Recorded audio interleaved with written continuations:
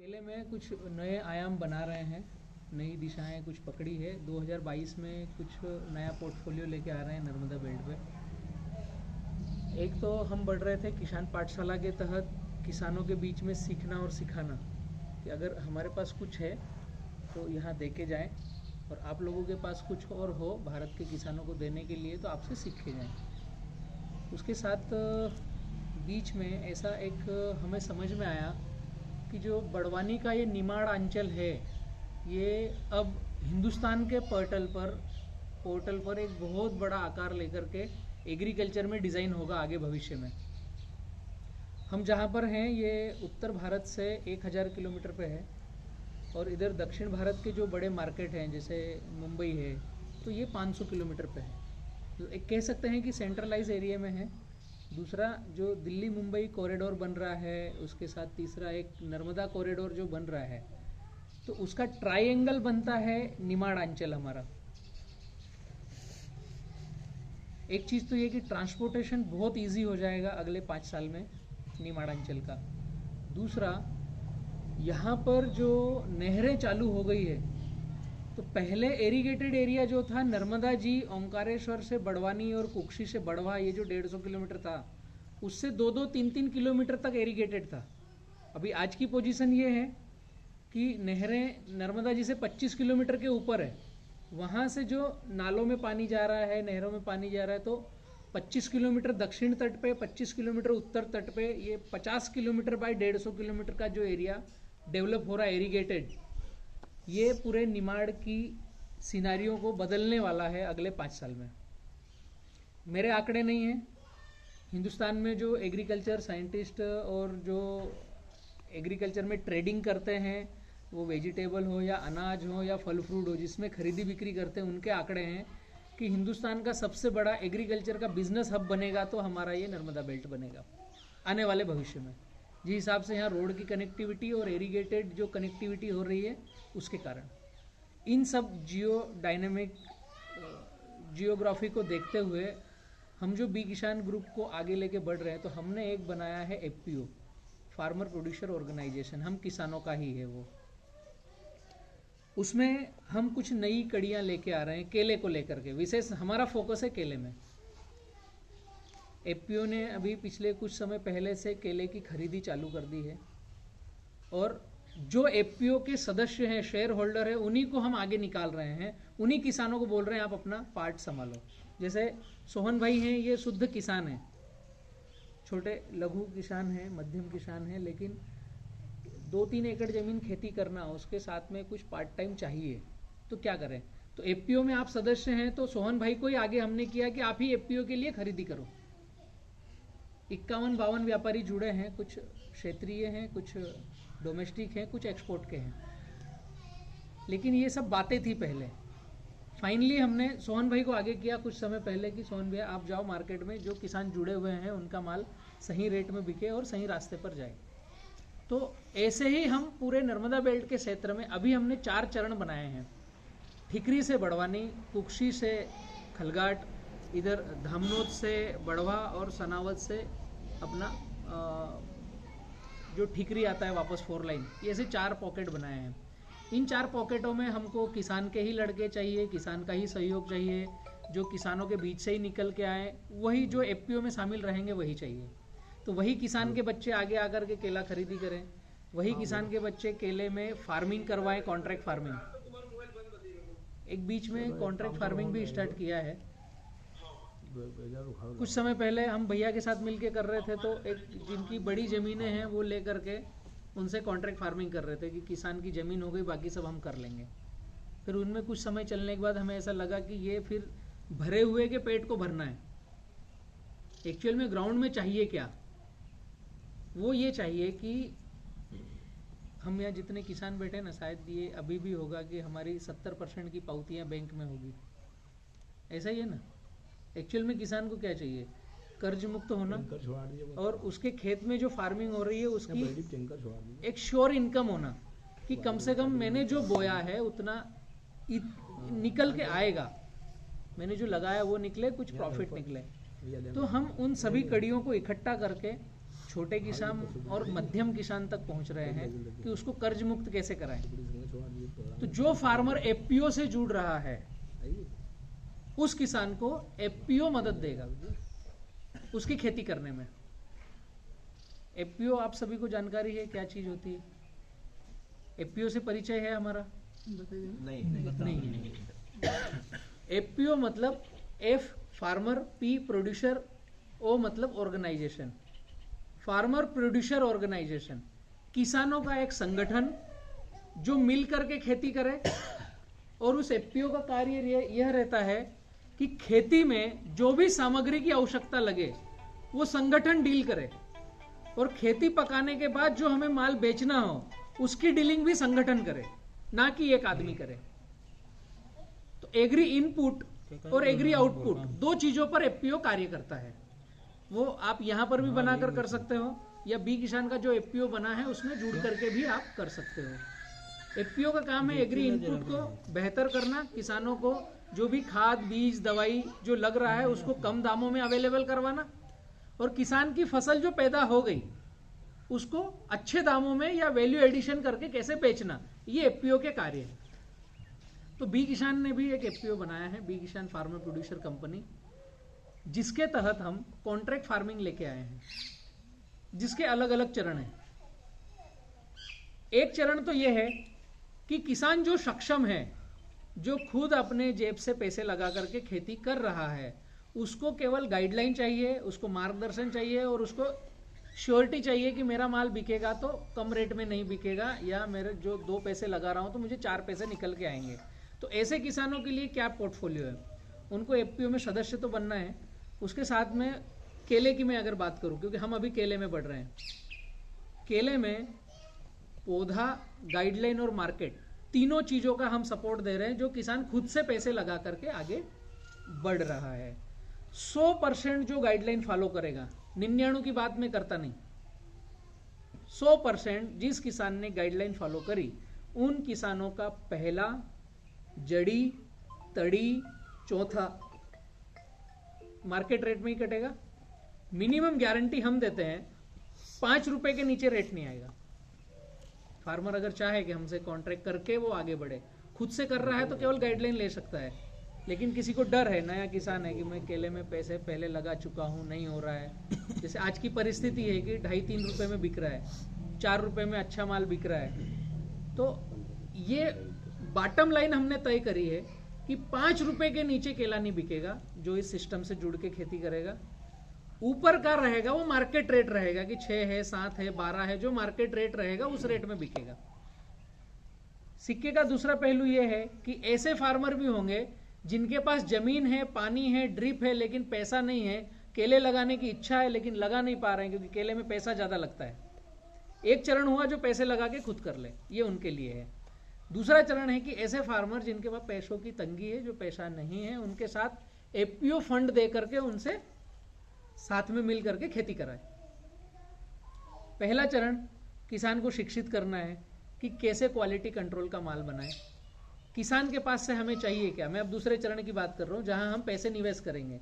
किसान के पास से हमें चाहिए जमीन, पानी, ड्रिप लगा हुआ, बिजली बिल वो खुद भरेगा और खुद खेत में खड़े होकर काम करेगा। ये 5 काम उससे चाहिए, उसके खेत को खुद संभाले। उसके बाद के 50 काम हम कर लेंगे, खाद, बीज, दवाई, लेबर पेमेंट, कल्टीवेशन, निंदाई गुड़ाई, माल को बेचना, उसमें क्या क्या चीजों का ध्यान रखना, किन चीजों को अवॉइड करना, ये सारी व्यवस्थाएं हमारी तरफ से लगाएंगे।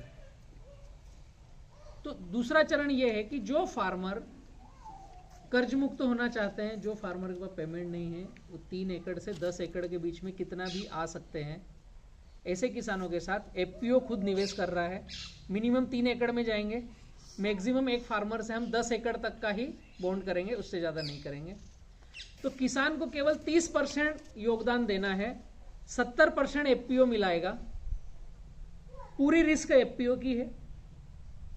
एक चीज का प्रावधान और रखा है इसमें कि अगर आंधी तूफान आता है, कोविड जैसी परिस्थिति आती है, माल बिकेगा नहीं तो क्या करेंगे, तो उसमें एफपीओ ने एक लाइन रखी है कि मिनिमम सपोर्ट प्राइस किसान को देंगे 7,000 रुपए एकड़। 1 रुपए का माल खेत से बिका नहीं, आंधी तूफान में गिर गया, कोविड में कटा नहीं, कुछ भी परिस्थिति बनी, तो पहली बात क्या हुई, खर्चा सारा लगाया एफपीओ ने, किसान का खर्चा नहीं है, उसकी ड्यूटी है कि लेबर से काम करवाया, उसके खेत का वो मालिक बनकर काम करवा रहा है। उसके बावजूद माल बिकने में दिक्कत आई या आंधी तूफान में गिर गया, तो भी एफपीओ उनको 7,000 रुपये सीजन का देगा, कटिंग का, कि 12 महीने में एक कटिंग आती है, तो 7,000 रुपये किसान को एक श्योर हो गया कि इतना एफपीओ से मिलेगा। तो यहाँ पर किसान का ये डर भी खत्म होता है कि आंधी तूफान अगर आ गया तो मैं क्या करूँगा, क्योंकि उसके जेब से 1 रुपया लगा नहीं है, रिस्क है पूरी एफपीओ की। दूसरा, ये जो हम सपोर्ट मिल करके आगे बढ़ेंगे, जो साथ में आगे जाएंगे किसानों के, तो हम 9 कटिंग की बात करते हैं कि एग्रीमेंट करेंगे 9 कटिंग का, एक ही बार प्लांटेशन करना है, 9 बार आपके खेत से माल हम खरीदी करेंगे। एक्चुअल में एफपीओ कर क्या रहा है, ये जो पूरा पोर्टफोलियो बना है, ये किसान से 10 पैसे कमाना नहीं, किसान के जेब में 100 रुपए डालना है, और जिन व्यापारियों को माल चाहिए उनसे 10 रुपए कमाना है। ये जो प्रकरण पूरा बना रहा है ना, किसान को शिक्षित करना है, ये नर्मदा बेल्ट को हिंदुस्तान का सबसे बड़ा केले का बिजनेस हब बनाना है, ये इसका एम है, इसका गोल क्या है एफपीओ का, ये क्यों कर रहे हैं कि किसान को पूरा रिस्क कवर करना, उसको केवल ध्यान रखना है, सारा पैसा एफपीओ लगाना, उसके बाद आंधी तूफान आ जाए तो भी 7,000 देना।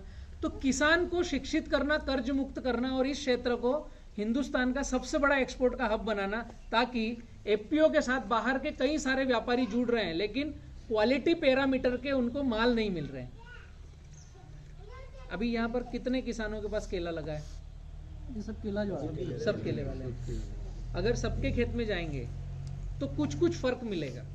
जैसे भैया के यहाँ अगर 5x5 का है तो शायद भैया के यहाँ 5x5.5 होगा, भाई के यहाँ 5x6 का होगा, ऐसा होगा ना, फर्क मिलेगा। एक जैसी क्वालिटी, एक जैसा पैरामीटर किसी के पास मिलने वाला नहीं है। व्यापारियों को चाहिए क्या, हमें अल्टीमेट खेती क्यों करना है? 2 पैसे अच्छे कमाए, इसके लिए शुद्ध सच्चाई के 2 पैसे ज्यादा मिले, इसीलिए खेती कर रहे हैं ना, नहीं तो दूसरे बिजनेस है बहुत सारे। तो वो पैसे मिलेंगे कब हमें ज्यादा?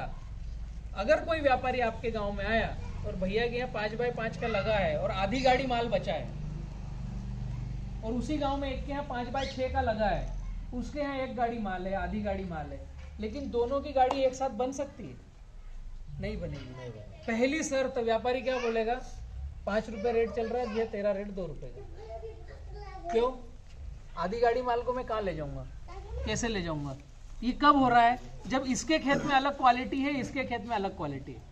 मतलब हमें इकट्ठा होकर के एक जैसी क्वालिटी के पैरामीटर पर काम करना है। पहली शर्त, व्यापारी को, अच्छे व्यापारी को बुलाना है। तो आज की तारीख की अगर मैं बात करूं तो सूरत कामरेज एक छोटा सा पॉकेट है, बहुत छोटा पॉकेट है। शहादा नंदुरबार यहाँ से 200-150 किलोमीटर पे है, बहुत छोटा पॉकेट है। एक 40 किलोमीटर के अंदर पॉकेट खत्म हो जाता है। हम 150 किलोमीटर पे बैठे हैं, इरिगेटेड पॉकेट, और अब नहरों में पानी इतना आ रहा है कि हमें सोचना पड़ेगा कि मक्का, सोयाबीन, गेहूं के अलावा क्या लगाऊं। ये तो नॉन इरिगेटेड जमीनों की फसलें है ना, कपास, आपके पास पानी है तो लगाऊं क्या, केले, और इसी तरह से अलग अलग बिखर के लगा रहे हैं। तो व्यापारियों के लिए हम रेट कम करने का एक स्थान दे रहे हैं। तो एफपीओ क्या चाहता है कि पूरे नर्मदा बेल्ट पे जो फार्मर इकट्ठा होकर के एक दिशा में आगे बढ़ना चाहे, एक जैसे पैरामीटर पे काम करना चाहे, तो एफपीओ अगले बायर को बोल सकता है कि आपके लिए हमारे पास मार्च में 200 कंटेनर है, अप्रैल में 50 कंटेनर है, जून में 300 कंटेनर है। ये एक पोर्टफोलियो बनता है कि हमारे क्षेत्र में एक जैसा माल इतने किसानों के पास है और ये हम आपकी आपूर्ति को पूर्ति कर सकते हैं। ये कब होगा? जब हम इकट्ठा होकर के एक दिशा में केले की खेती करें। तो इसको बोलते हैं क्वालिटी, क्वांटिटी और कंटिन्यूटी का एक जुटता जहां मिलता है वहां व्यापारी आकर रुकना पसंद करता है, 2 रुपए ज्यादा देना पसंद करता है। तो ये जो पूरा ताना बाना हम बुन रहे हैं कि किसान को सपोर्ट करें, उसके लिए शर्त एक ही है, 100% गाइडलाइन क्या आप फॉलो करने को तैयार हैं तो हम साथ में चलने को तैयार हैं। 5 रुपए बॉटम सपोर्ट रेट हम देने को तैयार हैं, क्या आप 100% गाइडलाइन फॉलो करने को तैयार हैं? यहां पर रिस्क अभी तक कहीं आपने सुना होगा कि सारा पैसा एक आदमी लगा रहा है और रिस्क भी ले रहा है, उसके बावजूद भी हम साझेदारी की खेती करते हैं तो 50-50 रहता है ना। जमीन पानी किसी का, कोई पैसा लगा के काम कर रहा है तो आधा आधा रहता है ना। यहाँ पर एफपीओ ने क्या किया है, 70-30 का रेशो किया है। पूरा रिस्क एफपीओ का है, उसके बाद खर्चा कटने के बाद किसान का 70% है और एफपीओ का 30% है। ऐसा 70-30 के रेशो में उसे डिवाइड किया है प्रॉफिट को खर्चा कटने के बाद। 9 कटिंग तक हम एग्रीमेंट कर रहे हैं, 9 कटिंग तक माल काटेंगे, ताकि जिन जिन किसानों से हमारा एग्रीमेंट होगा तो हम आगे दे सकते हैं कि हमारे पास 1 लाख पौधे हैं या 10 लाख पौधे हैं, तो इनकी इस समय में इतनी बार कटिंगें आएगी, तो वहां पर श्योरिटी आएगी कि हम 1000 कंटेनर अगर 2022 का प्लान करें तो हमें कम से कम 800 कंटेनर तो मिलेंगे ना। 20% एरर होगा तो व्यापारी आकर रुकेंगे और टिकेंगे। और हमको एफपीओ को कमाना है व्यापारी से। किसान को एक स्टेब्लिश मार्केट तैयार कैसे करें, इसके लिए शिक्षित करना है, गाइडलाइन देना है कि केले में नए आयाम बहुत सारे हैं। मैं बात कर रहा हूं एक बार लगा करके 9 कटिंग तक माल लेंगे। यहाँ कितने लोग हैं जिन्होंने तीसरी कटिंग का माल नए के रेट में बेचा हो? बिकता है? ये बहुत विपरीत बातें हैं, लेकिन मार्केट ऐसे ही चल रहा है। हमें ये सिखाया गया है हम किसानों को, खेत में ज्यादा पौधे कैसे लगाना, खेत में ज्यादा खाद कैसे डालना, अगली जड़ी का कम रेट कैसे होना, यही सिखाया गया ना। तो आपने केले की मीटिंग अटेंड करी होगी, केला पौधा खरीद रहे हो, लगा रहे हो तो जो गाइडलाइन आई है 5x5, 5x5.5, 5x6, 1750 पौधों से 1450 पौधे, 1 एकड़ में डोज कितना डालना, ये कोई बतलाता है? बतलाते हैं 1000 पौधे पे डोज कितना डालना है, यही बात होती ना 1000 पौधे पे। अगर मैं बात करूं कि हमने 5x5 पे केला लगाया तो 3 एकड़ में कितने पौधे आएंगे? 17 दूनी 34, 17 3 51, 5500 पौधे आएंगे 3 एकड़ में 5x5 पे। अब हम बात करें क्वालिटी पैरामीटर की, तो उसमें अच्छा व्यापारी 5x7 के नीचे का माल खरीदता ही नहीं। जो सोलापुर, सतारा, सांगली और सूरत कामरेज में बैठा है वो 5x6 वाले बगीचे को देखता ही नहीं, माल ही नहीं चाहिए उसको। तो 5x7 की हम मिनिमम बात करें तो 1 एकड़ में 1250 पौधे, तो 3 एकड़ में कितना पौधा लगा? 12 दूनी 24, 12 36, 3600 पौधे 5x7 पे, 5x5 पे 5100 पौधे। अब कोई साइंटिस्ट है, एग्रोनॉमिस्ट है या कोई दुकानदार से आपने पूछा है कि मैं एक केले के पौधे को मेरे खेत में क्या खाद डालना है, तो वो क्या बोलेगा? 1000 पौधे पे क्या खाद डालना है। पर्ची क्या आएगी? 1000 पौधे पे। अभी 5x5 में आप 5100 पौधे का खाद डाल रहे हो, जमीन 3 ही एकड़ है, बहुत छोटी सी बात है। ये किसी किसान को अभी तक समझ में आई नहीं, जल्दी समझना है। 3 एकड़ में 5100 पौधे का खाद डालना है, 3 एकड़ में 3500 पौधे का खाद डालना है साल भर। ये जो 1500 पौधे का खाद ज्यादा डाल रहा है किसान, 1500 पौधे मतलब 1 एकड़ का खाद ज्यादा डाल रहा है, मतलब 3 एकड़ में 4 एकड़ का खाद डाल रहा है। इधर एक्चुअल 3 एकड़ में 3 एकड़ का खाद डाल रहा है। छोटी सी बात, 1750 पौधे 16 रुपए का एक पौधा, 28,000 के पौधे। 1250 पौधे 16 रुपए का एक पौधा, 21,000 के पौधे। फर्क समझ रहे? पैसे देते समय, पौधा लेते समय 5 से 7,000 रुपए हमने पहले ही जो दे दिया, जो साल भर हमारे लेबर का खर्चा था। 1 एकड़ का 10,000 बहुत हो गया लेबर का खर्चा, पहला पौधा लगाने से माल कटने तक की ज्यादा आता है, इतना ही आएगा ना। 5,000 से 10,000 जो पौधे खरीदते समय हमने ज्यादा दे दिया, जो हम बचाकर लेबर पेमेंट कर सकते हैं। 1.5 एकड़ का खाद का खर्चा क्या समझते हैं? कम से कम 1 लाख ज्यादा लगेगा ना। 365 दिन में हमने 10,000 तो पौधे लगाना और इसमें बिगाड़े ज्यादा, और 1 लाख रुपए खाद डालने में बिगाड़े। तो ये 1,10,000 रुपए 3 एकड़ में केला लगाना है, तो केवल थीम बदलना है, उस पे हम 1 लाख रुपए बचा रहे हैं 3 एकड़ में। बात छोटी सी है, और यहां पर आपको क्वालिटी, क्वांटिटी और कंटिन्यूटी मिलेगी, ताकि आप रटून भी लोगे तो इसकी रटून भी नए के रेट में जाएगी। रटून का रेट अलग नहीं, रटून हमें लेते नहीं आती, इसलिए उसका रेट अलग। अगर फर्स्ट हमने जो लगाया उसी पैरामीटर का हमारा जड़ी पकता है, पंजे, लेंथ, क्वालिटी, पत्ते, छिलका निकालने पर चिलिंग नहीं आती है, तो उसका रेट कम क्यों? लेकिन हमसे वो पकता नहीं है, इसलिए जड़ी का रेट कम। 5 रुपए चल रहा है तो ये 4 रुपए मांगेंगे।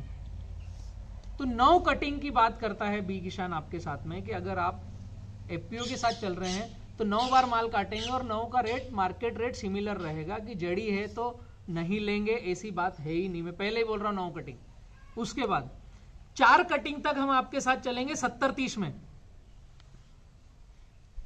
अगली 5 कटिंग केवल आपका माल काटेंगे, क्योंकि आपको एक बार उंगली पकड़ के चलना सिखा दिया कि तीसरी कटिंग कैसे लेना, चौथी कटिंग कैसे लेना, तो 5वीं की आवश्यकता है सीखने की? खुद ही ले लोगे ना। पहली बार किसान को सपोर्ट कहां चाहिए? पहली बार खर्चा लगता है, खाद, बीज, दवाई, लेबर पेमेंट, पौधा। अगली रटून में पौधे की आवश्यकता नहीं, कल्टीवेशन की आवश्यकता नहीं है, नॉमिनल फर्टिलाइजर में काम होगा, ड्रिप इरिगेशन पहले से डल रखा है। तो जो 1 लाख रुपए एकड़ का खर्चा था वो अगली रटून में 30,000 35,000 रुपए एकड़ में आता है। दूसरी सीख गए, तीसरी सीख गए, 4 कटिंग तक हम आपके साथ चलेंगे। 3 साल में 4 कटिंग लेंगे। उसके बाद जो 70-30 का हिस्सेदारी है उससे हम बाहर हो जाएंगे, लेकिन आपकी 9 कटिंग तक का एग्रीमेंट करेंगे कि उसी प्लॉट में हम आपसे 9 बार माल खरीदेंगे, जब तक आपको छोड़ेंगे नहीं। उसके बाद आप डिसीजन लो, ज्यादा रखना है या इसको डिसकंटिन्यू करना है। छोटी सी बात है खेती करने में कि हमने कपास निकाल करके गेहूं बोया, गेहूं निकाल करके फिर कपास बोया, तो खेत में से कराठी निकाली, कल्टीवेशन किया, फिर अगली फसल के लिए फिर उसको रोटावेटर किया, फिर सीड ड्रिल लगाया। तो एक फसल निकाल करके दूसरी फसल लगाना, इसके बीच का पैसा कोई किसान जोड़ता नहीं। अल्टीमेट पैसा तो लगता है, आधा पैसा इधर डालना चाहिए, आधा इधर डालना चाहिए। जिस दिन पैसा हमने जोड़ लिया कि गेहूं बोते समय बोने से पहले क्या किया और गेहूं बोने के बाद में हमने रोटावेटर पलव करके छोड़ा उसको, तो वहां तक कितना पैसा निकाला, तो हमें ऐसा लगेगा कि गेहूं खरीद के खाना चाहिए, बो के नहीं खाना चाहिए।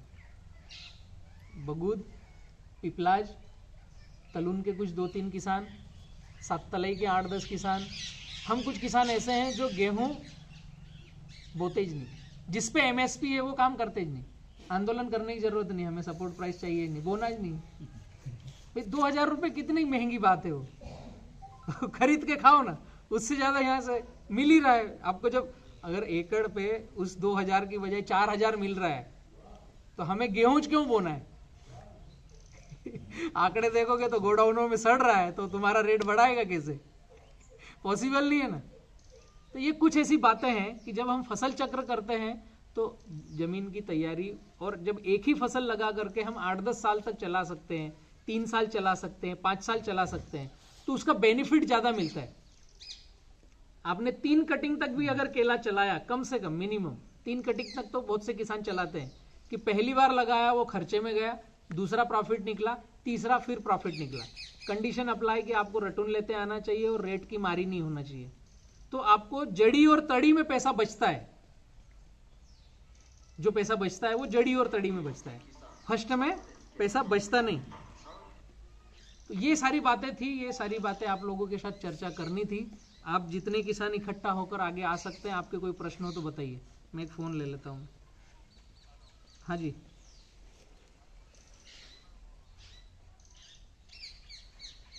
हाँ ठीक है, ठीक है।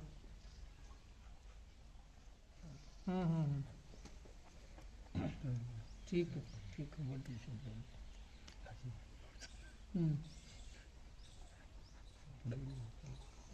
देखा गया, ठीक है, ठीक है। हाँ, हाँ होगा, देख लेता हूँ। ठीक है, ठीक, हाँ ठीक है। बोलो कोई चर्चा। ये कुछ बातें थी, लेट हो गया इसलिए मैंने भड़बड़ सब खाली कर दिया। आप लोगों के पास केले को खेती के लेकर के कोई चर्चा करनी हो, आपके कोई प्रश्न हो, आप बताइए। कि आपका बीज लिया हमने पास 16-17 रुपए किलो। क्या लिया?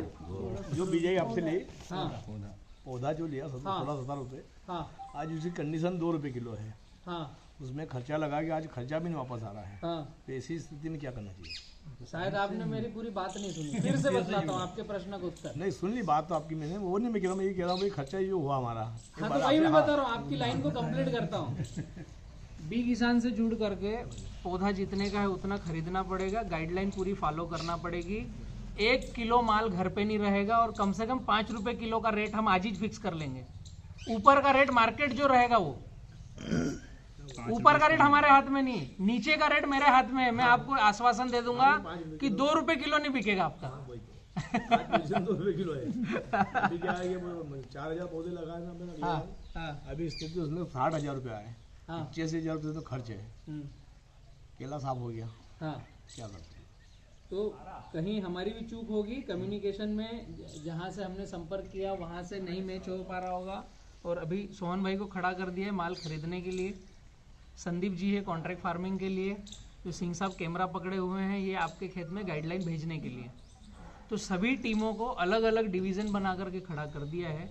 अगर हम सही दिशा में आगे बढ़ेंगे तो कहीं दिक्कत नहीं है, और यही सही समय है जब 2 रुपए किलो माल बिकता ना, तभी अगले साल ज़्यादा रेट में माल बिकेगा, क्योंकि 70% किसान आउट हो रहे हैं कि अभी हमको नहीं लगाना है। कंडीशन है, 2 रुपए किलो पे क्या इस मिलता साल है? तो हाँ, बहुत नए बगीचे तो लगे नहीं ना, नहीं लगेंगे। नवंबर के कहाँ लगे हैं? नवंबर में बहुत नए डिसीजन ये भी लेना पड़ेगा कि हम किस आदमी की सुन रहे हैं।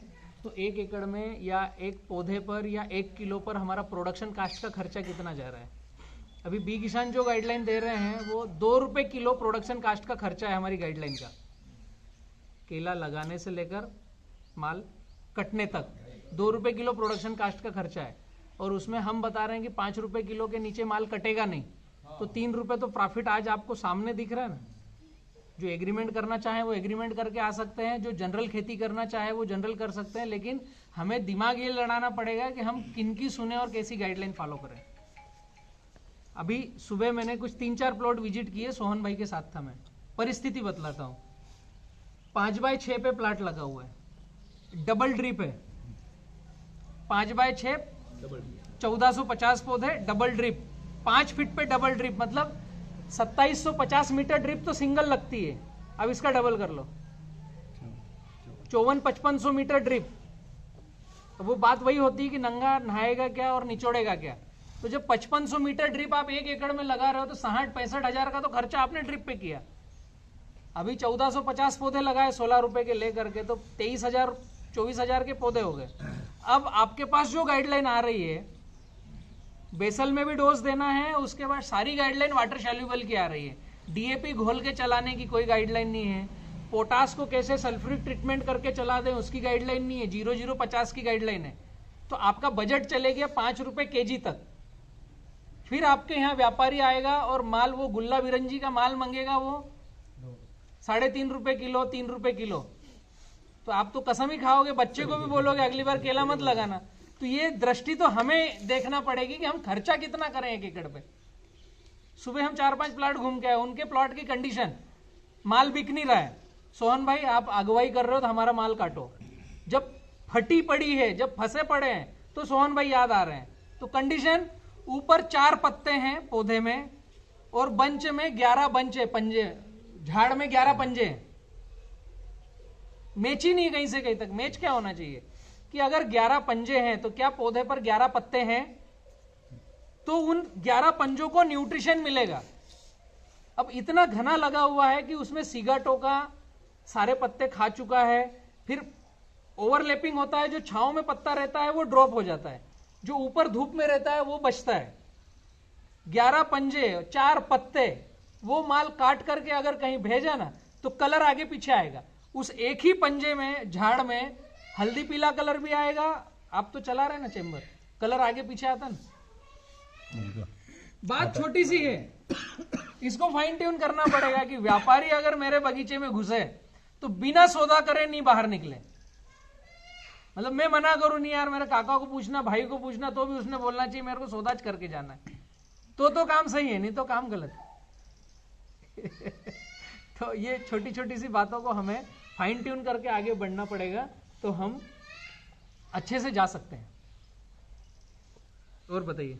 આપણા અહીંયા ભૈયા લગેલ છે પ્લાટ 2 એકड़ को છે 30-70 માં જ કર્યો તો पर थोड़ो लेट हमने देखना चालू करियो तुमको तो को गाड़ो अपन ना 6-5 को ले लियो तो लाइन से लाइन 6 लाइन से लाइन 5 पौधे से पौधा 6 7 करना था होगा हाँ, तो और 6 थोड़ो किया। लेट हुई था वीडियो देखने में ठीक है।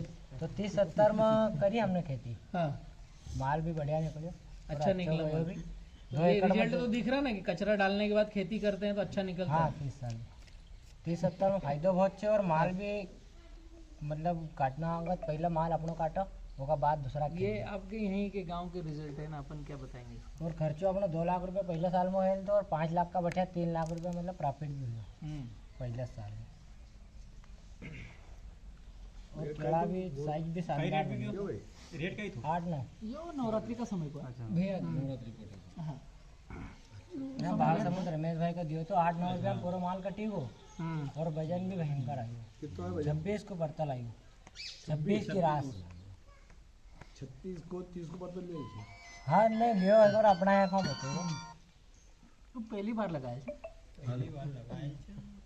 अभी आप लोगों को क्या दिक्कतें हो रही है केले में, किस दिशा में सोच रहे हैं आप लोग, अभी ये बताइए। तो मेरी बातें मैंने फटाफट बोल दी।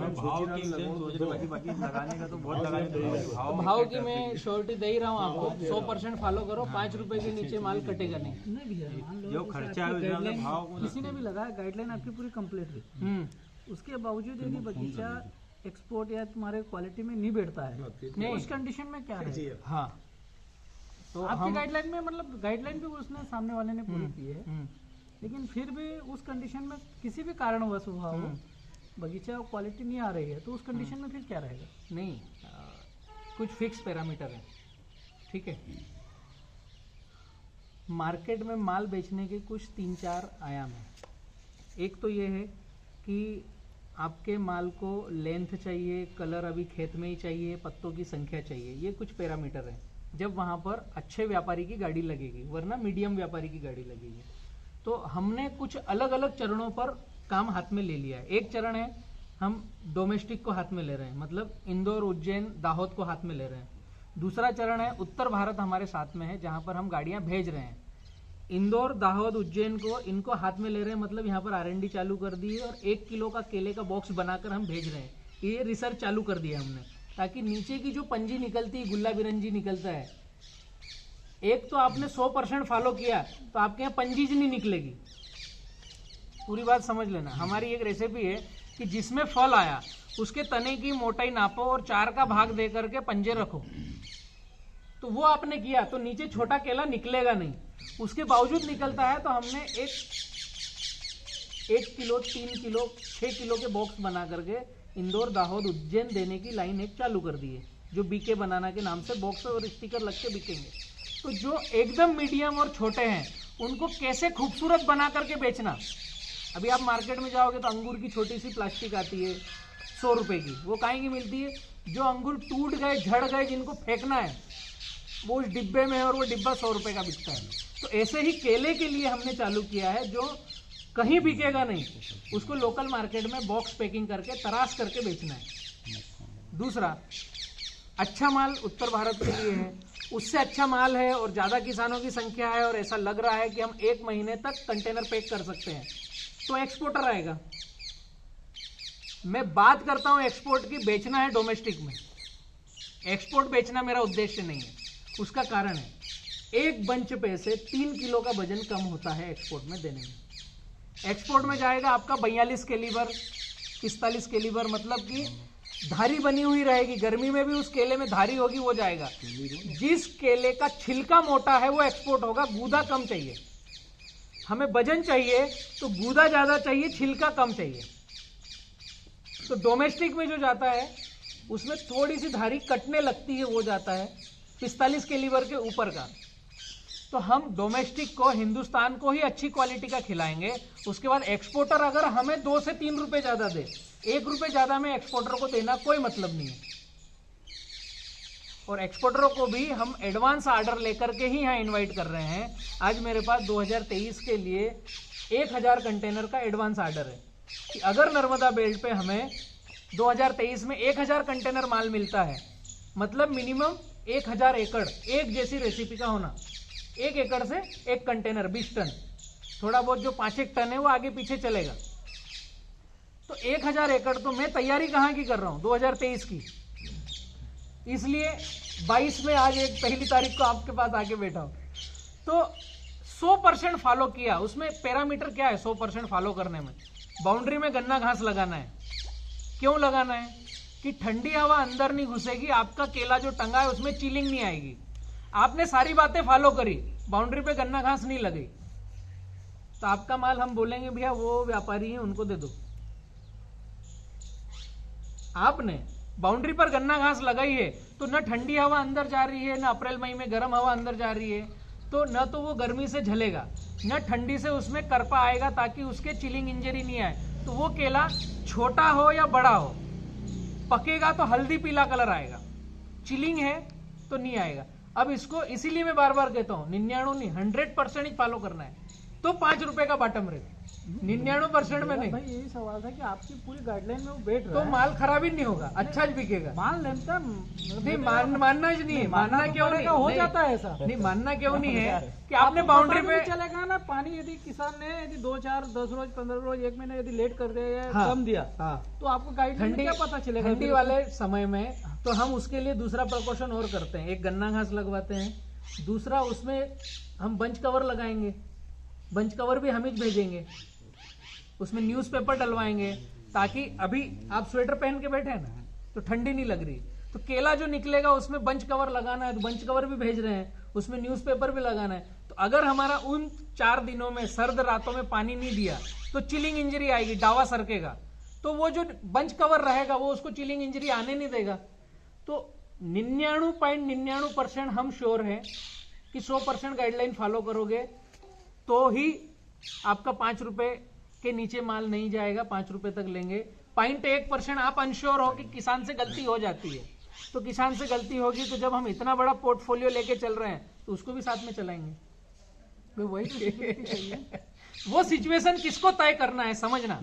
मैं यहाँ बोरगांव में बैठा हूं, आप 25 किसान हो, वो सिचुएशन आप लोगों को तय करना है कि भैया रमेश की कुछ 5 गलतियां हैं, सुरेश की कोई गलती नहीं, तो सुरेश का माल तो अच्छे रेट में जा रहा है।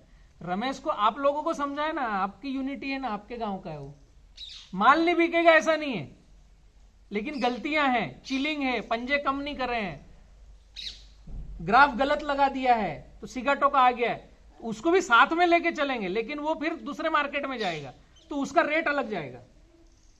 माल नहीं बिकेगा ये लाइन अभी हो गई है खत्म, माल बिकने वाली लाइन चालू है। वो बात अलग है कि लेट चालू हो रही है अपने से 2 साल पीछे हो गए माल खरीदी करने की, लाइन चालू करने में कुछ टाइमिंग भी रहती है, ऊपर वाले को भी ऐसा होगा कि अभी चालू करना है तो अभी चालू करना है। बरेन काही सवारू थर सवा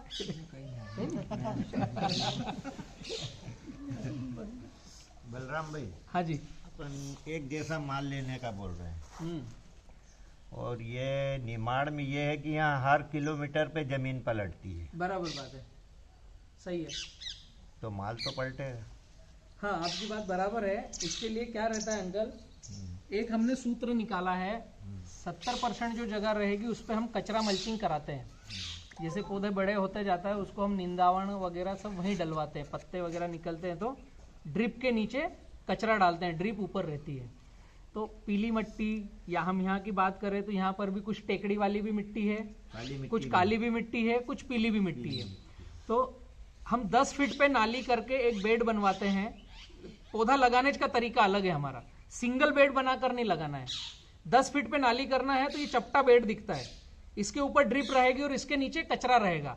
तो जब कचरा मल्चिंग करते हैं तो एक बैक्टीरियल कॉलोनी बनती है, कीट पतंग जीव जीवात की एक साइकिल बनती है बैक्टीरिया की, और हम हर 28 दिन में 200 लीटर गुड़ गोबर गोमूत्र डलवाते हैं। तो जो पीली मिट्टी है या चुनखड़ मिट्टी है या ब्लैक मिट्टी है, ये सभी मिट्टियों की तासीरें अलग अलग है, लेकिन अगर ये प्रक्रिया हमने करी तो उसमें बैक्टीरियल काउंट एक जैसा होगा।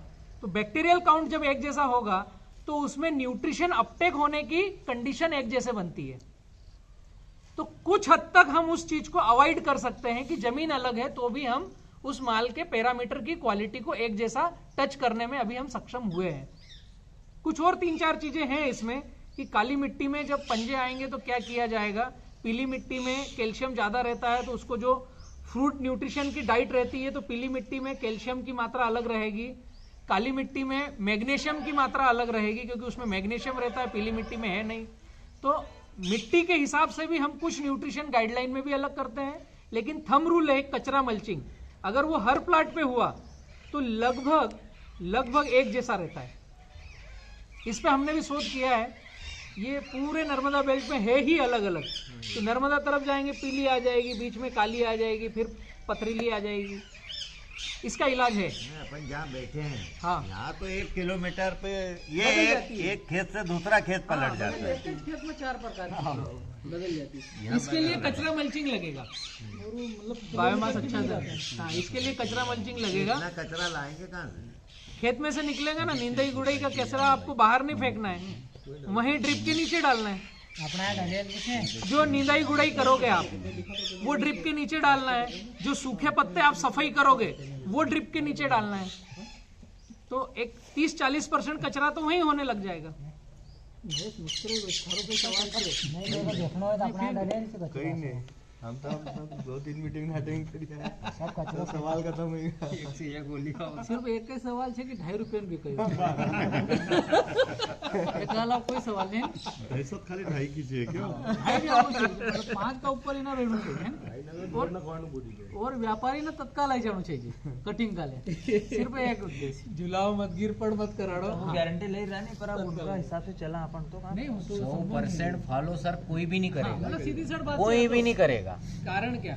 कारण होएगा ही नहीं सर। नहीं, 100% में डर है आपको। डर नहीं है सर, हम 101% फॉलो करने की गारंटी मेरी है, नहीं होगा सर। कहीं ना कहीं कमी अगर रेट गारंटी है तो फिर क्यों सर नहीं? रेट ये कम सब- होता है ना, रेट कम होता है ना तो व्यापारी अच्छे माल को भी मिस्टेक बताता अरे है। यार, वो भाई के यहाँ भी मेरी बात तीसरे सुनो। साल में भी प्लाट बना हुआ है और कम से यार कम मेरी बात तो सुनो, आप एंड चौथा पॉइंट पे मत साल। जाओ, शुरुआत से चलो। हाँ। 101% फॉलो करने की गारंटी आपकी। तो फॉलो करने में क्या है, आपसे पैसे नहीं ले आप रहे। जिस तरीके से सर बता रहे हो जैसे कचरा ये वो, तो मतलब घर आने का काम ही नहीं है। नहीं, अरे, आप समझे नहीं। फिर मैं आपने- समझ गया, आप आपने 70 काम ही 30 इतना पढ़ा नहीं है। जैसे 5 एकड़ के केले लगा दिए मैंने, मेरे पास 45 एकड़ और दूसरी जमीन है, हाँ, उसमें भी तो काम करना है मेरे को। तो आप 70-30 बोलोगे यार खेती को आप ऐसा ऐसा नहीं समझ करा रहे हैं कि तुमने, इसमें काम ज्यादा है। वैसा नहीं करा। नहीं, हाँ। मतलब मैं आपका अर्थ निकाल रहा हूँ कि 70-30 खेती फॉलो करेंगे तो इसमें कर्म नहीं ज्यादा होगा करना सर, पड़ेगा, ऐसा है? प्रकृति नहीं साथ देती ना, हम तो खून नहीं, देने के लिए एक-एक तैयार प्रश्न का है। हल निकालते जा रहे हैं। एक पौधे को खून देने के लिए तैयार है, लेकिन बाकी देंगे नहीं। दे रहा हूँ, दे देंगे ना, देंगे, इतने पूरे किसान देंगे, पर प्रकृति साथ ही नहीं देती ना। अब 15 रोज पानी गिर गया, अपनों को खाद छोड़ना है तो क्या करोगे? हाँ, हवा चल गई। मैं उसको फाइन ट्यून करता हूँ। आप लोगों के मन में जो डर है कि 100% फॉलो की परिभाषा शायद आप गलत सोच रहे हो। 100% फॉलो करने की परिभाषा में मैंने कहीं नहीं बोला कि मैंने जो बोला है उतना खाद डालना है। एक्चुअली सभी किसानों के दिमाग में क्या है पता है, ज्यादा खाद डालना मतलब अच्छा पकेगा। ये सबसे पहली परिभाषा है किसानों की। 100% फॉलो करना मतलब ये जो जो डलवाएगा उस समय हमारे पास पैसा नहीं है तो हम कहां से लेके आएंगे, तो इसको डिलीट कर दो। ज्यादा खाद डालना 70-30 की परिभाषा है ज नहीं। मैं कुछ बातें बतलाता हूं, इसमें मुझे बताना है कि आपका समय ज्यादा लगा या कम। एक आपका जो प्रश्न पूछा उसमें मुझे ऐसा लगा कि हम समय कम दे पाएंगे, हमें 45 एकड़ को और देखना है, केवल 5 एकड़ में रुके नहीं रहेंगे। दूसरा, हम ज्यादा खाद कम खाद कैसे डालेंगे, ये शायद दिमाग में चल रहा होगा कि आपने जो बोला उसी कंपनी का होना और उतना जो होना, तो और पानी गिर गया तो हम उस समय नहीं दे पाए। दूसरी परिभाषा ये समझा मैं आपकी, तो इसको भी डिलीट कर दो। एक तो 70-30 में आपका समय कम लगेगा। मैं अभी बतलाता हूं कैसे। आप अभी जिस तरीके से खेती कर रहे हो, सिंगल बेड बना करके कर रहे हैं, 5x6 पे लगा रहे हैं या 5.5 पे लगा रहे हैं, सिंगल बेड बनाकर खेती करना है। नींदाई गुड़ाई करते हैं, उसको उठा करके मेड़ के बाहर फेंकते हैं, ऐसा ही करते हैं ना? नहीं, हम नहीं फेंकते। अरे जनरल 90% किसान क्या करते हैं आपके गांव में कि इतना सा तिनका निकला तो उसको कोल्पा चलाना है, इतना बड़ा हो गया तो निंदाई करके खेत के बाहर करना है। ये एक हमारा फसल सफाई का तरीका है। सिंगल बेड, निंदाई गुड़ाई करना, कचरा आए तो कोल्पा चलाना, ज्यादा कचरा आए, हम कहीं शादी ब्याह में चले गए तो चारा मार डालना। ये काम के हमारे पोर्टफोलियो है। इसके अलावा ड्रिप से खाद देना, बारिश आ गया तो कौन आदमी खाद देने जाएगा? कोई मूर्ख खाद देने नहीं जाएगा, आपसे भी नहीं दिलाएंगे, चिंता मत करो। अभी 70-30 खेती एक तरफ है, एक आपकी ट्रेडिशनल खेती है, इसमें आपको समझना है समय किसमें ज्यादा लग रहा है। यहां पर आप हर 5 फीट पे नाली कर रहे हो, यहां पर 10 फीट पे नाली करना है। अगर आपके खेत में 100 नालियां है तो यहां पर मैं कह रहा हूं 50 नाली करना है। आधा खर्चा हुआ, आधा समय लगा। यहां पर आपका जैसे ही पानी गिरा आपको बख्खर चलाना है, तो यहां पर बख्खर चलाना है 100 नालियों में, कोलपी चलाना है 100 नालियों में। यहां पर मैं कह रहा हूं 50 नालियों में चलाना, 50 में चलाना मत।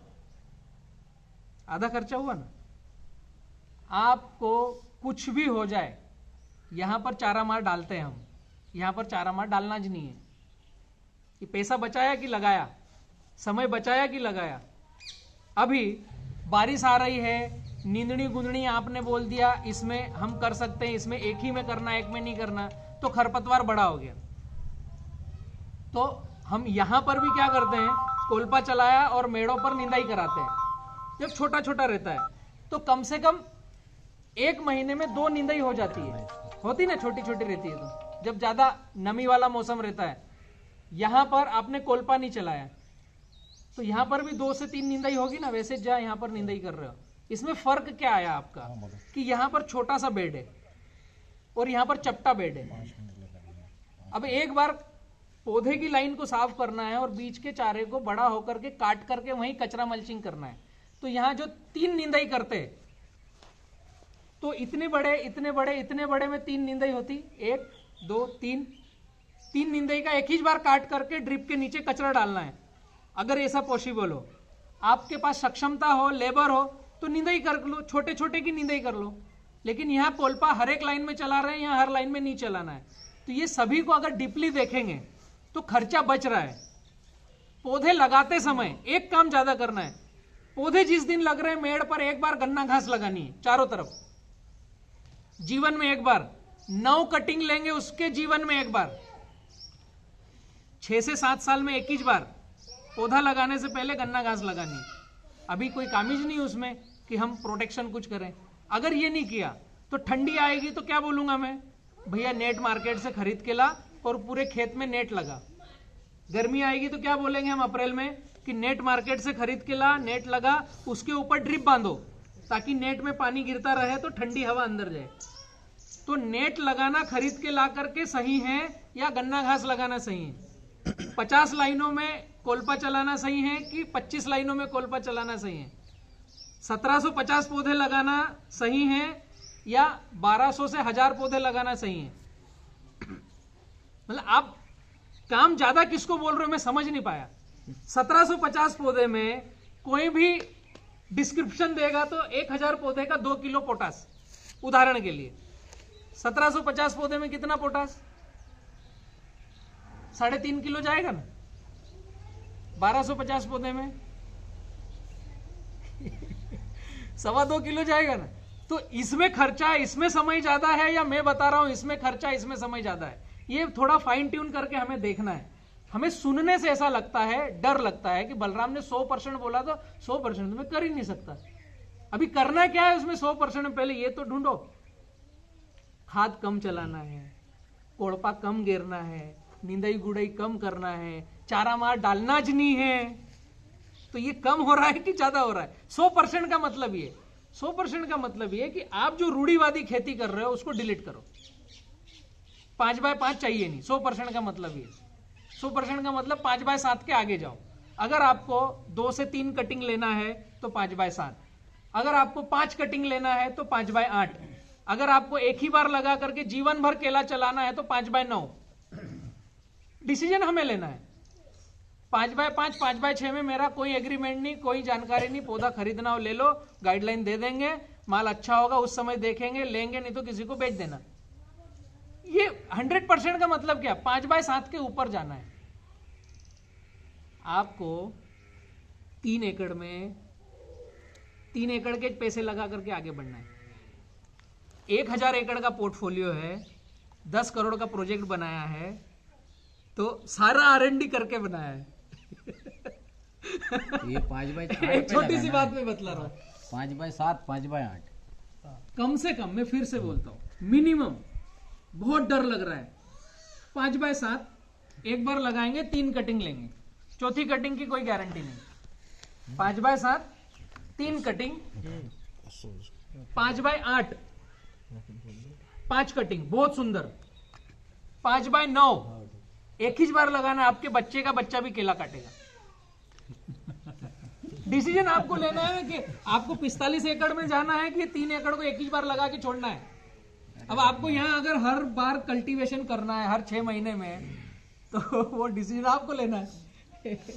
पोर्टफोलियो सभी तरह के हैं। अभी आपने बोला कि जो है घर नहीं जा पाएंगे, तो अभी इसमें नहीं जा पा रहे हैं कि बी किसान को फॉलो करने के बाद नहीं जा हम पाएंगे? सर बी किसान से बहुत पुराने जुड़े हुए हैं। नहीं, अभी जुड़े हुए हैं। सबसे अभी पहले आपने यही- बोला कि 100% सर, फॉलो मेरे को- करेंगे मेरी तो घर जमीन नहीं के- जा पाएंगे। हमारी जमीन के हिसाब से तो आज सर 7 बार बोल रहे हैं ना, मैं बोल रहा हूँ 5 बार के बाद में भुट्टा ही नहीं निकालेगा केला। हमारी जमीन ऐसे 2 फीट के बाद 1.5 फीट के बाद भैया इसके- खरस है। इसके लिए क्या अब करना क्या- चाहिए? क्या करेंगे उसमें? इसके लिए क्या करना चाहिए? इसके लिए क्या करना चाहिए? आपके जैसा जो सामने आदमी बैठा है ना, बलराम भैया ये जमीन है, ये मैं हूँ और ये मेरे खेत में पानी और ड्रिप है। सर आपको आज मैं एक उदाहरण बता रहा हूँ। इसके लिए क्या करना चाहिए? भाई हमें कॉन्फिडेंस कम है, हमें लग रहा है मेरी जमीन सपोर्ट नहीं करेगी, तो मैं इसमें रिस्क नहीं ले सकता, मेरे मम्मी पापा को मैं बता नहीं सकता। ये रियलिटी है हर किसान की। तो आपने क्या करना चाहिए? भाई ये जमीन है, पानी है, मैं खड़ा हूँ, मेरे पास 1 रुपया नहीं, क्या करवाना है करवा। तो ऐसी कंडीशन को ही तो हम बोल रहे हैं कॉन्ट्रैक्ट फार्मिंग। हाँ, तो कितना मार्जिन सर आप 1 एकड़ में कितना मान के चले हम? 70-30 का डिवाइडेंड होगा। नहीं 70% किसान का, 30% एफपी होगा। किसान को कितनी मार्जिन मिल जाएगी 1 एकड़? अभी आप 1 एकड़ केला लगा रहे हो, आपका जो अनुभव है, आपको क्या प्रॉफिट बचा है 1 एकड़ में? हमको तो सर कहीं भी नहीं बचा है और 4 लाख रुपए एकड़ तक भी बचा है। हाँ, तो एक बीज का रेशो, एक अनुमान बताओ कि क्या रहता है। भाई सब अच्छा किया। 1.5 से 2 लाख 1 लाख रुपए, 1.5 लाख रुपए। 1.5 लाख रुपए। हाँ 1.5 में रेट ज्यादा होने। 1.5 लाख में आपकी रिस्क है, और आपको 1 लाख रुपए का खर्चा आया है और 2.5 लाख का केला कटा है। एक मोटा मोटा कि 1 लाख का खर्चा आया, 2.5 लाख का केला कटा, तो 1.5 लाख बचा। तो इसमें भी लगभग वैसा ही होगा। 1 लाख रुपए के ऊपर नीचे खर्चा आएगा जो एफपीओ लगाएगा। 2 से 2.5 लाख रुपए का मिनिमम केला बिकेगा, मैक्सिमम बिका वो बोनस है हमारा, हम उसकी बात नहीं करेंगे। तो 2 से 2.5 लाख का केला बिका तो 1 से 1.25 लाख रुपए नेट प्रॉफिट हुआ, उसमें 30% एफपीओ का है। 1 लाख रुपए नेट प्रॉफिट किसान का है मिनिमम, खर्चा काटने के बाद में। 1 एकड़ का 1 लाख रुपए खर्चा कटने के बाद फार्मर का। ये हम केवल 4 कटिंग तक जाएंगे, बाकी हम आपको बोलेंगे आप ही करो, हम आपके सिस्टम से बाहर हो जाएंगे। हमें जो बातें हो रही है इसमें फाइन ट्यून करके एक्चुअल प्रश्न निकालना है। जो हो गया, जो बीत गया, उसको हम घिसेंगे तो हमारे प्रश्न अच्छे नहीं निकल के आएंगे। हम उन चीजों से बाहर रह जाएंगे जो एक्चुअल में हमें समझना है। प्लान कीजिए केले का, बहुत सुंदर चीज है, और रिस्क कवर के साथ एफपीओ साथ में आ रहा है, तो इसमें आप और अच्छे से आगे बढ़ सकते हैं। लगाना कब है सर? आप कब लगाओ? 365 दिन, जब जमीन आपकी खाली हो जाए जब लगा सकते हैं। पानी चाहिए 365 दिन, किसी भी महीने में लग सकता है। और हम बढ़ रहे हैं अलग अलग चरण में ही, नहीं, जैसे हर केला- महीने की ही बात करते हैं। केला काटा सर आपका, हाँ। पहली काट कटी हम्म, या कुछ भी है, जैसे आपने काटा केला, हम्म। पेमेंट की व्यवस्था कैसी रहेगी? पूरे हिंदुस्तान में एकमात्र बी किसान एफपीओ है जो कांटे पे चेक दे रहा है। अच्छा, किसी भी व्यापारी को आज तक आपने पूछा माल कटवाते समय पेमेंट कैसा देगा? नहीं पूछते हैं ना, कोई नहीं पूछता। हाँ, ये सफेद झूठ है। व्यापारी को बोलते हैं भैया तू आकर मेरे यहाँ माल काट ले यार, भाव भरना पूछते नहीं, पैसा कब देगा पूछते नहीं। लेकिन मैं उदाहरण दे रहा क्या हूँ, है आपने तो ये हकीकत है। नहीं कांटे से हमारी कंडीशन ऐसा है कि आप जैसे 1 रुपया लगाओगे, हाँ, 70 पैसा हमको दोगे, खर्चा भी 70 पैसा काटोगे हमसे, खर्चा भी 70-30 का कटेगा खर्चा कि कितना लगा पूरा कटेगा, नेट प्रॉफिट में 70-30 का रेशो आएगा। नहीं? हाँ वही कट गया वो तो, हाँ, वो तो समझो कट ही गया, दोनों बराबर की है, मेहनत सही है, में सही है। तो ये हम कि आप खर्चा जैसे काट लो, आपका तो 1 लाख कटेगा, उसके बाद ही तुम नेट प्रॉफिट में पेमेंट दोगे। सही बात है, पूरी दुनिया में ऐसा ही होगा। नहीं, पूरी दुनिया इसमें में अलग क्या मान लो करेंगे? उसको तो सूरज में जरूरत है तो वो क्या करेगा? सूरज में जरूरत है तो गेहूं कपास लगा रहा वैसे ही लगाए ना, फिर इधर आने की जरूरत नहीं है। हाँ तो वही तो। हाँ वही बात सही है। पूरे हिंदुस्तान में एकमात्र बी किसान ग्रुप ऐसा है जिन्होंने केला खरीदी चालू करी। तो सबसे पहले किसानों को बोला कि आप किसी भी किसान से सौदा करो तो पहले सौदा चिट्ठी ले लेना। गाड़ी कांटे पे जाए और कांटे से नीचे उतरे तो क्या वजन आया है, ऑफिस में जाकर पहले चेक लेना, घर जाके खाना बाद में खाना। ये सोहन भाई हैं जितनी गाड़ियां भर रहे हैं, सबसे पहली लाइन बी किसान ने ये चालू करी। आज पूरे नर्मदा बेल्ट में आपने सुना होगा केला और किसानों के बीच में हंगामा चल रहा है, व्यापारियों और किसानों के बीच में। वो मेरे कारण चल रहा है कि मैंने पहली गाड़ी भरी तो मैंने ये लाइन बना दी कि मैं कांटे पे चेक दूंगा। अब सारे व्यापारी मेरे अगेंस्ट हो गए कि बलराम हमारे सिर फुड़वा रहा है, हम 2 महीने में पैसे दे रहे हैं, 1 महीने में पैसे दे रहे हैं, किसान से सौदा भी नहीं करते तो भी माल कट रहा है। अब किसान पूछने लग गया तेरा पैसा कब देगा। आपने जैसे पूछा तो किसान को हम शिक्षित कर रहे हैं, ये तेरा अधिकार है भाई, माल दिया है, मजाक थोड़ी किया है, पैसे कब देगा, या कुछ चिट्ठी दे दे या चेक दे दे, 15 दिन बाद दे तो 16 दिन की तारीख डाल के दे दे तो वसूल तो कर सके ना। तो इसके लिए चिंता मत करो, हम काटेज पे देते हैं। और बताइए कुछ है? आपकी अगली मीटिंग के टाइम हो गया होगा है? एक जगह और मीटिंग है हमारी, थोड़ा लेट हो रहे हैं तो वो मीटिंग में फिर टाइम पे पहुंच जाएंगे। तुम समय पूछ ही जाऊँ यार। हालत खराब ना चले किसान की। किसान अगर सही दिशा में नहीं सोचेगा तो भैया के जैसे हालत खराब होगी। आपका प्रश्न गलत नहीं है। हमारी हालत नहीं खराब है सर, हालत हमारी खराब नहीं है।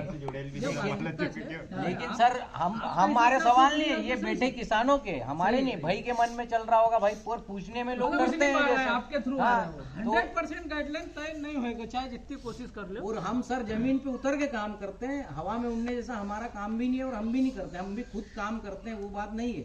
पर पूछ रहा हूँ बाकी दूसरे जैसे छोटे किसान को हम करें, हम तो सब झटका आपका सहन कर चुके हैं और करते भी हैं। 3 साल फर्स्ट से और भी कर लेंगे। 3 साल हमने लगाया था ना सर, तो हमको 1 रुपया भी नहीं बचा, तो भी करा। और तीसरे साल 4 लाख रुपए एकड़ बचा, तो वो बात नहीं हो। तो फसल देगा तो ले भी जाएगा, उसमें कोई दो राय नहीं है। वो नहीं बोल रहे कि बचे। छोटे किसान डरते हैं ना। कोशिश करा जाए आदमी, हर इंसान कोशिश करे कि यार भैया यो करांगा अपन, लेकिन ये फिर भी अन्य नहीं फसल ले सकते कि नहीं पौधे में बीच में नहीं कहीं मक्का कहीं। एक्चुअली हम जाएंगे उसी दिशा में। मक्का तो लगा रहा तुम्हारा पर। मक्का लगवाएंगे, लेकिन आपको मैं बोल दूंगा ले लो, तो आप मक्का बो दोगे फिर केला लगाओगे। मक्का तो लगा रहा तुम्हारा प्रिय से बलराम भाई। तो भैया फिर भी लालू ही भरा के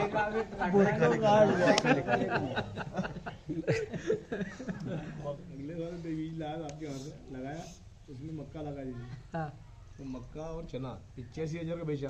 हाँ। आज रेट 2 रुपए किलो है, 60,000 केले बेचे सिर्फ अपने। मक्का और उधर से निकल प्रॉफिट ले लिया। ये समझे कि अपन ने वो रेट पे लिया। अंकल की जो बात है, ऐसे ही नांदेड़ करके एक जगह है महाराष्ट्र में जहाँ पर CMV वायरस बहुत आता है, सिगाटोका बहुत आता है।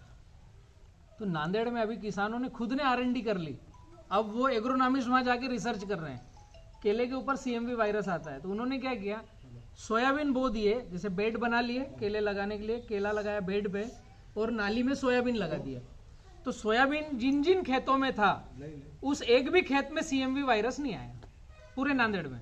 मैं 5 दिन रहा वहां पर, और भारत के दूसरे भी साइंटिस्ट जा रहे हैं वहां रिसर्च करने। सोयाबीन वाले खेत में केले के ऊपर CMV आता नहीं।